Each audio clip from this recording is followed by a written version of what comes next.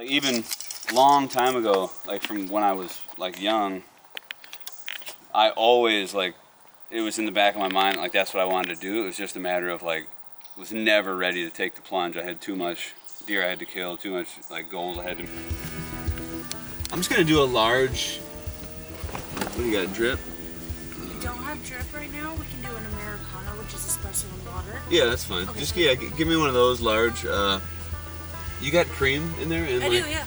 Give me some cream, extra cream actually, with like 2 Splendas. Do you got some, like a sweetener or something? I do have Splenda right now. Okay, yeah, give me 2 of those. All right, we're officially en route.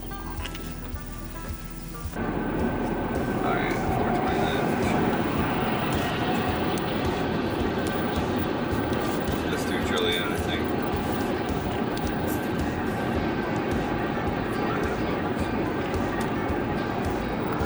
All right, we are heading to Central Indiana to meet up with Steve Jewitt of Bushman Bows. So, after a couple years of really grinding with the trad bow, I've been able to figure out like the sticking points and a lot of the things I need to change about the style, and I had to adapt. But this new bow I'm super jacked about. I am having him build me a custom small profile tactical longbow. So this is not your 64 inch, not your, you know, what you typically see out there. This is compact, lightweight, low profile, sitting right around that 52 inches. Just built for me and built for tree stand hunting, tight quarters, and I'm super pumped to see it, man. So Steve's bows are takedowns too. So in seconds, you can bust this string off, break the bow, and have a package that'll fit right in like your side compartment of your backpack. So it'll be awesome for some of those bigger trips I got planned this year up into the mountains as well. How long total there? We're 2 hours out from Steve's place right now. We just stuffed our face at a diner, so we're definitely gonna have to hit the steel. We're gonna have to hit a weight room before we get there, but should be there by midday. We're gonna tune some arrows, we're gonna check this thing out, and then we're gonna book back to Iowa and hopefully smoke a bird with this thing. Processing. Please. Thank you. That's how they get you. Time to hit the gym, burn off that breakfast.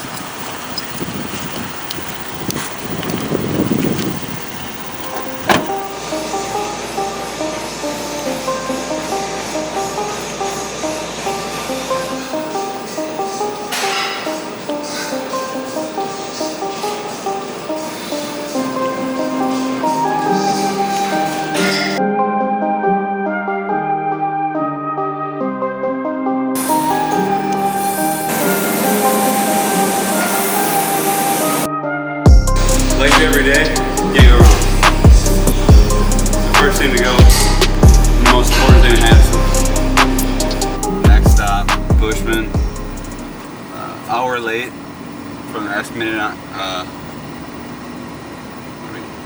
we're way late from the estimated, but that's how it goes, man. You gotta do what you gotta do.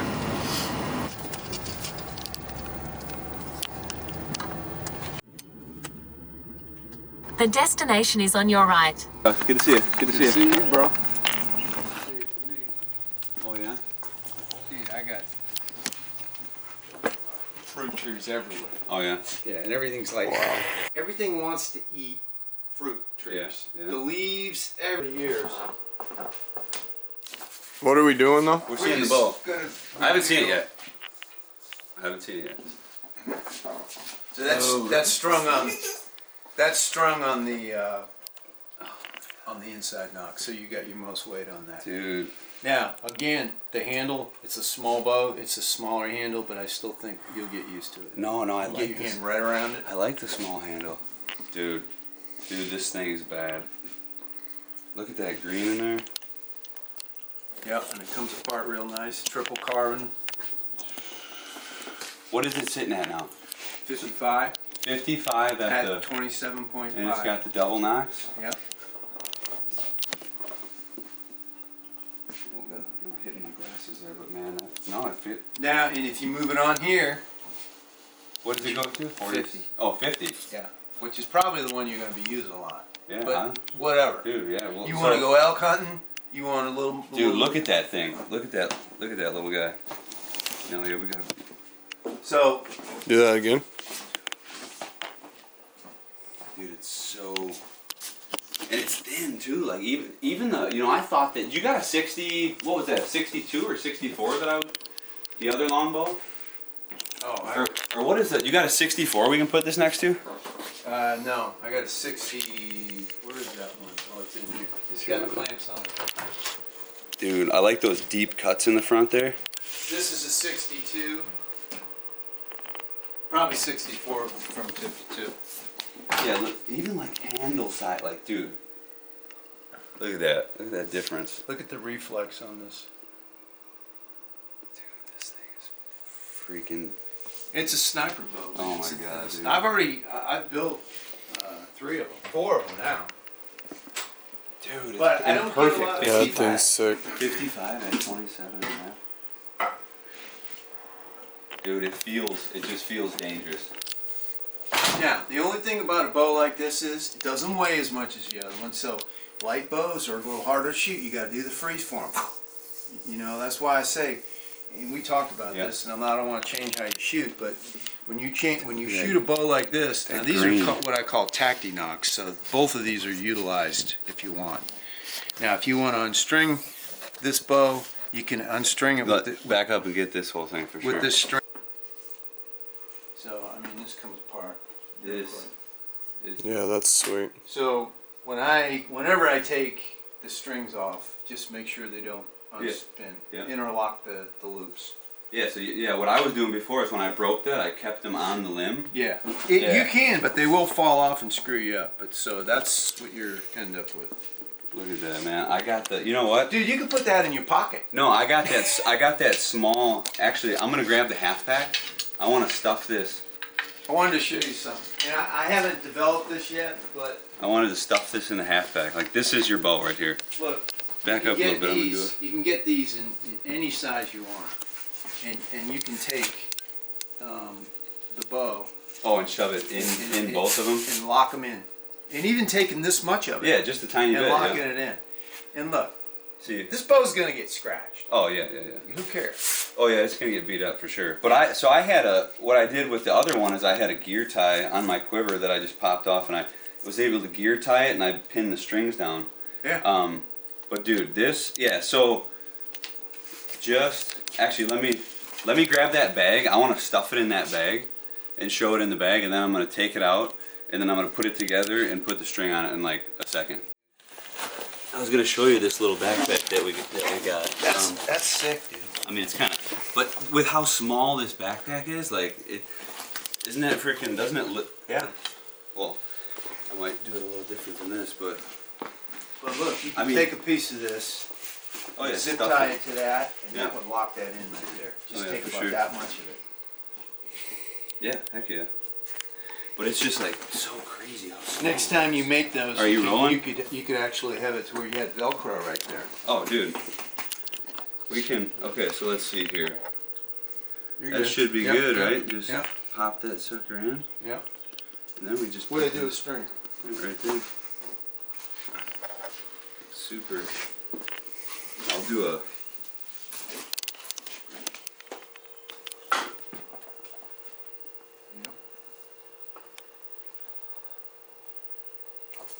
Now, bracing that bow, I would stay about seven to, it's nice lower because you want to keep. 7 and Well, 7.5, you think, or 7? Or, It should be a little less. Okay. You'll have to play with it a little bit.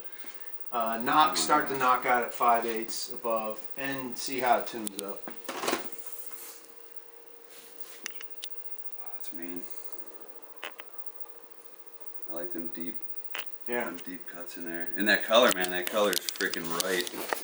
It's got that same. Yeah. Well, now too, I'm going to tell you right now, this is a trial bow because of this. The triple core. Yeah. Yep. So the benefit of this is it's going to be hard hitting. That's what we want. You know, especially with 55 pounds. Gotta shoot arrows. So this was like light and streamlined. You know, you grab this compared to grabbing a compound. Look at the difference in these things. Okay. Wait, let's get it proportion here. Look at that. Isn't that nuts? Dude, that's insane. So you're stoked? I'm stoked. Look at this. We are gonna, dude, we're gonna get that. We're gonna get our clearances back in that tree stand for sure. Quiver. Here's setup. Is the American Native Longbow. It's a takedown, just like this. I had Steve actually rework the tips here and got me an extra few pounds because I bought it light. So it's about 46 pounds. And he added another knocking point for me so it can be adjustable. That's what's cool about these longbows too. Look at it. So he's got this thing set up for me to where I'm at 55 pounds on the bottom knock. And if I want to lighten it up, shoot a lot more arrows, or maybe you know, for different hunting experience or whatnot, I got another string built and I can knock it up here and it goes down to 45. Or sorry, it goes down to 50. So 50 or 55. This bow over here, so last year I was shooting about 50 pounds on the heavier knock, and this is a 62 inch, so it's a lot longer, but I absolutely love this bow and everything about it. It's just, you know, with that tree stand game, I like to hunt thick cover. I need the clearances, and that's one of the biggest pains about the longbow, or any traditional bow in that matter, is you gotta have that, you know, accommodation. You have to change your whole style due to the weapon. And now with this, I think I'm going to be able to get back to a lot more thick timber hunting.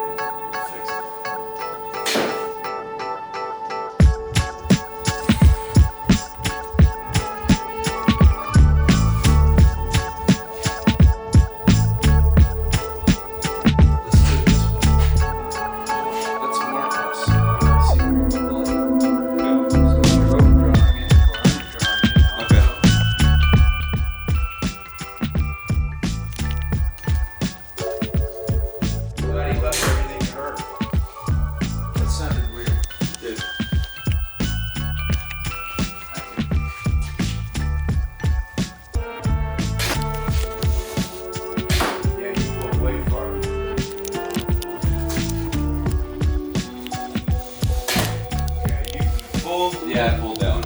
Yeah. Well, what you did is you pulled to your draw, settled, and then you settled in and then let it go. Yeah. All right, I'm going down to a quarter inch. Dude, this thing is gonna be a game changer. It feels good, man. And I started shooting no tab because I was just getting. It takes time to get used to. Yeah. So I mean, but like even so, like. Bro, use the M tape. Yeah, but my thing is I don't want to have to fuck with anything. Yeah, once you shoot enough, you know, you get.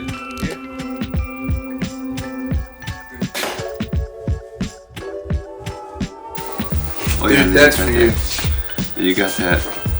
This is a stringer.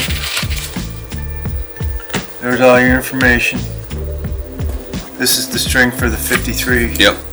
Which, you know, you just keep this and do whatever you want with it. But here's how I keep the strings when they're not being used. They won't unwind. Orange is this other one. I've got it written on there.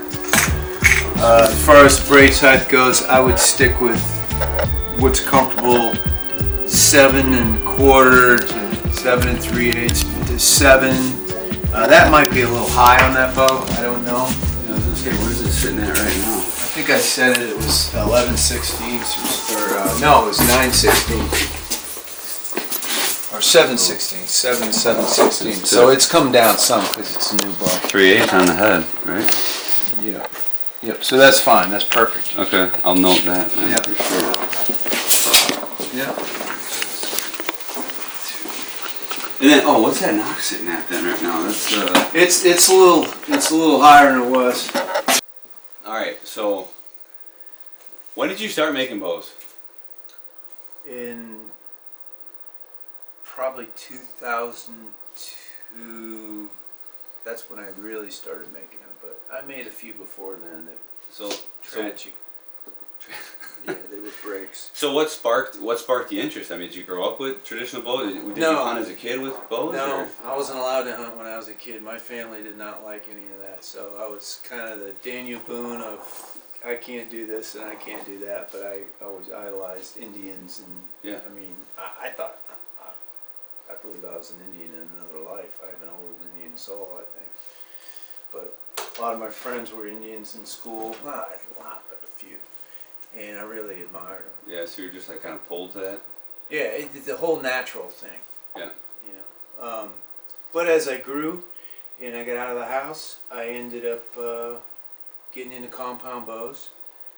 And what sparked it, I guess, would be in high school shooting. I did, like, me and the Indian dude were the best. No one could beat us. So yeah, what did you do before you started making bows then? I had a furniture service business, and I would go to.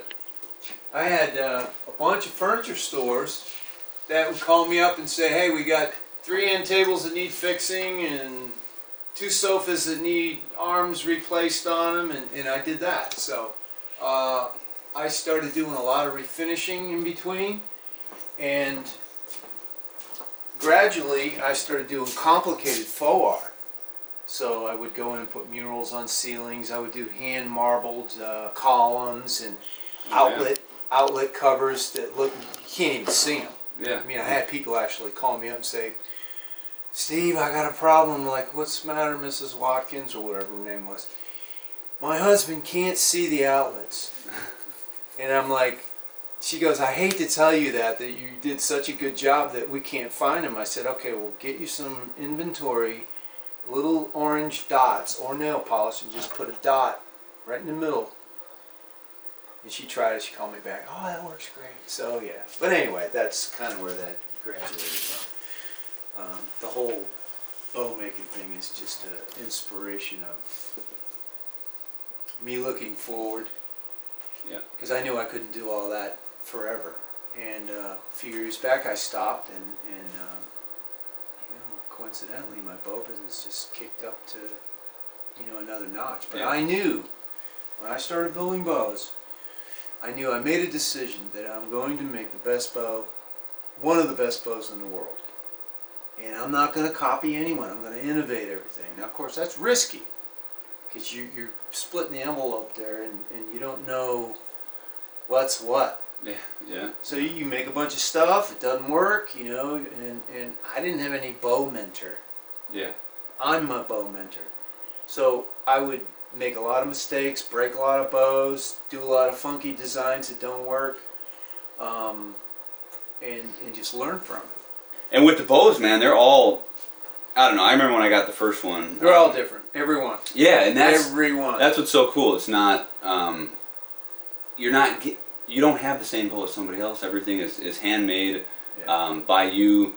Good energy goes into these things, which is crazy. But I feel like when I wanted to take the leap into traditional bow hunting, right, when I hit that point, I felt like it was almost meant to be that I got your contact. Yeah, I reached out to you, and I've always been appreciative of how that first conversation went, because me being a complete fish out of water, like having no back, so I appreciate you walking me through that, and pass it up. It's you what do they call that? Moving it forward or something? Pass it forward. Paying it forward. Paying it forward. Yeah. And knowledge is everything. Well, dude, yeah, it's and now so I think of in one of the biggest things. I've always been fascinated by instinctive archery, like the fact that somebody could pick up a bow and just no sights, no nothing, and be able to kill and provide and hunt and with that, and also too that's the whole concept of the dying breed bow hunter. Everything is getting so advanced.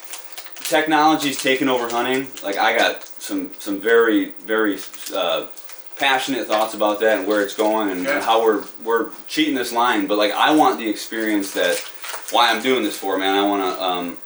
And one of the things the next thing that really drove me about the traditional bows is just the simplicity, right? You got a stick, a string.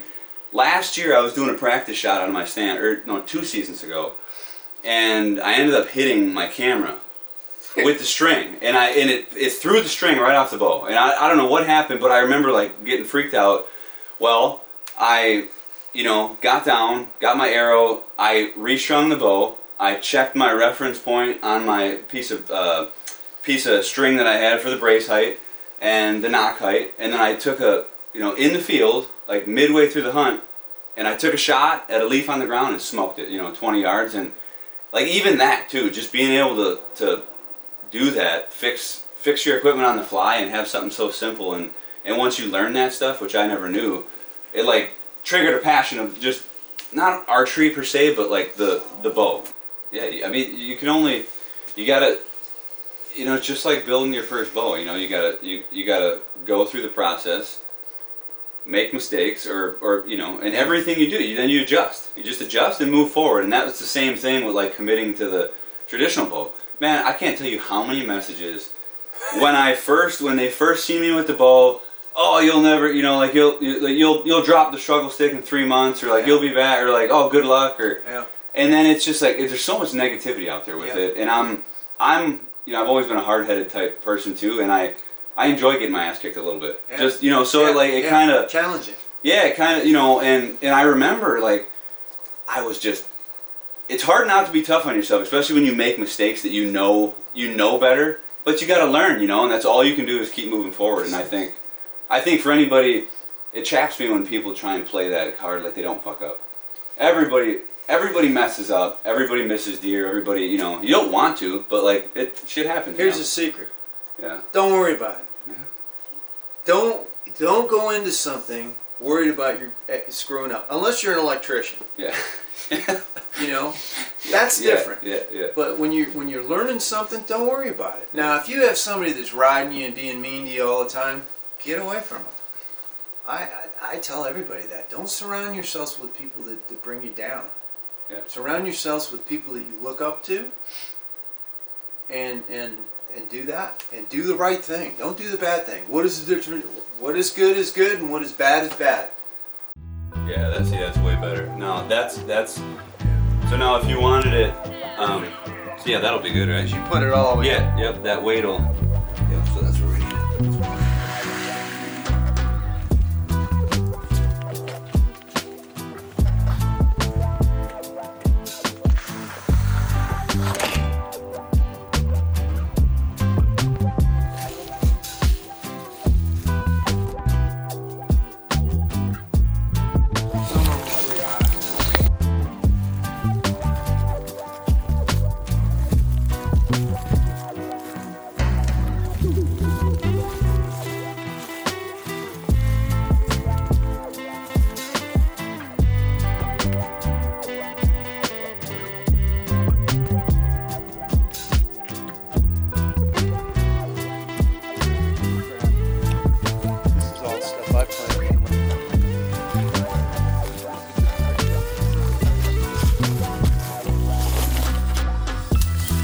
Indiana. It's over.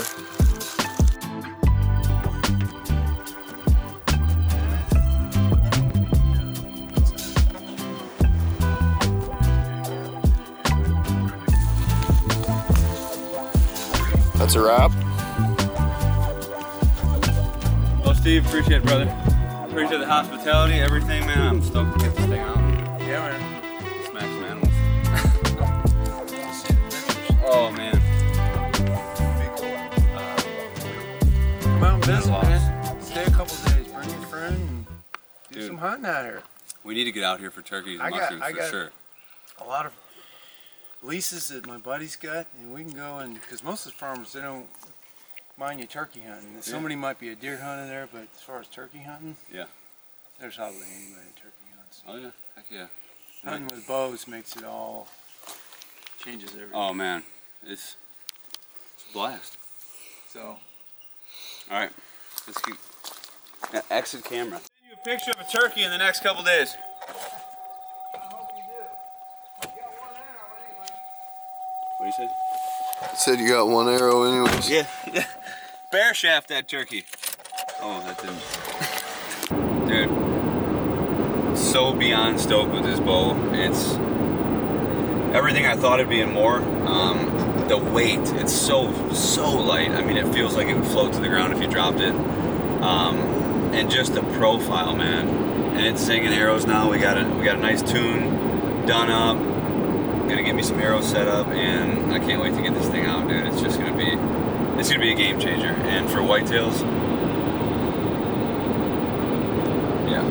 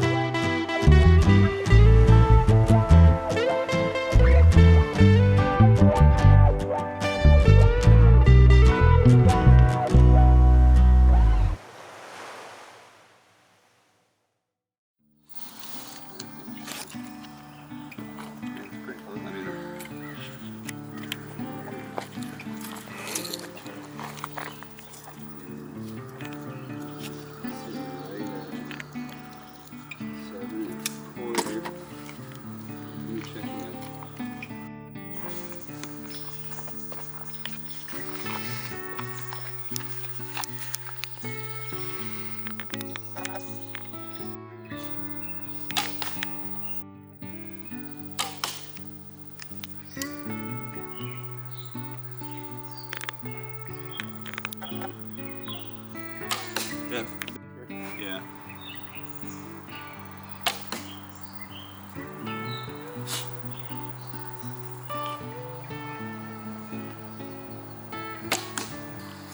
Because then you're not.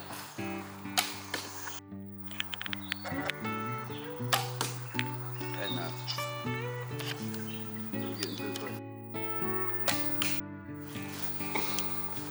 You know what I'm saying? Like everybody uses tabs and fingers and shit, and they're like, oh, the finger pinch. Well, if you're using a fucking tab, what the fuck does it matter? Or just fucking lift some weights or something. I don't know. Fucking put a dip in. Get that out of the way.